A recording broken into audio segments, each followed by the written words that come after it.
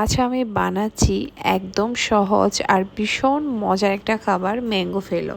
এটা খুব কম উপকরণ দিয়ে অল্প সময়ে তৈরি করা হয় আর দেখতে যতটা সুন্দর খেতেও দারুণ মজা। চলো কিভাবে বানিয়েছি আজকে তোমাদের সাথে রেসিপিটা শেয়ার করি। গ্রেভিটা আমি ব্লেন্ডার দিয়ে বানাচ্ছি কারণ ব্লেন্ডার দিয়ে করলে এটা অনেক ইজি হয়ে যায়। ফার্স্টে লাগবে 2টা ডিম, এরপর প্রায় 1 কাপ মতো দুধ আমি দিয়েছি, দেন কনডেন্স মিল্ক দিয়েছি, চাইলে চিনি দেওয়া যায় আর এটা না দিলেও পারা যায় কারণ ম্যাঙ্গো যেহেতু মিষ্টি তাকে আর অনেক মিষ্টি হলে না দিলেও চলে।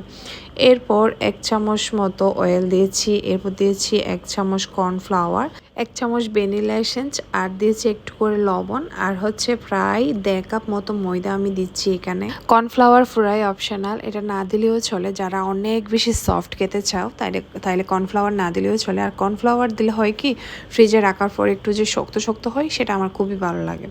এরপর জাস্ট ব্লেন্ড করে আমি ছেঁকে নিলাম, দেন একদম পাটিসাপটা যেভাবে বানাই সেভাবে প্রত্যেকটা রুটির মতো করে আমি বানিয়ে নিব।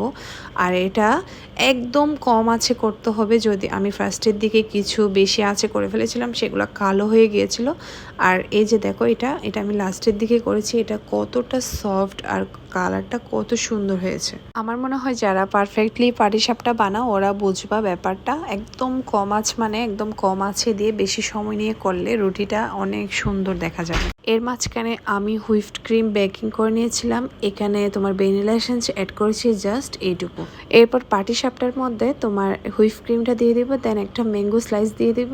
এরপর ফিলো কাভারের মতো এটা আমি কাভার করে নেব, যেহেতু এটা ম্যাঙ্গো ফিলো সো ফিলোর মতো করে এটাকে কাভার করে নিতে হবে। মাত্র 2টা ডিম আর 2টা আম দিয়ে আমি অনেকগুলা ম্যাঙ্গো ফিলো বানিয়েছি। দেখো এতগুলা না করলেও চলবে, একটা আম দিয়ে অনেকগুলো হয়ে যেতে পারে। তো দেখো কত সুন্দর লাগছে, সবগুলা ফিলো বানানো শেষ। আর লাস্টের দিকে পাটিসাপটাগুলো দেখো কালারটা কত সুন্দর হয়েছে। And this is so satisfying to watch. এটা দেখতে যে এত সুন্দর লাগে আমার কাছে। দেখো ভিতরে কত সুন্দর একটা লেয়ার হয়েছিল। ও হ্যাঁ, আমি তো বলতেই ভুলে গিয়েছিলাম এটা আমি একটু ফ্রিজে রেখেছি যেন একটু শক্ত শক্ত হয়ে যায়, নাহলে এটা অনেক বেশি সফট মনে হচ্ছিল, এটা কাটার পর ভিতরে ক্রিমগুলা গলে যেতে পারে। সো দেরি না করে এটা ঝটপট আমের সিজন থাকতে এটা মাস্ট ট্রাই করো।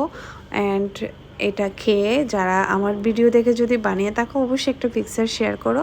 আর ততক্ষণে আমি এটা খেতে থাকি, তোমরা ভিডিও দেখে বানিয়ে ফেলো ঝটফট। Thanks for watching, by.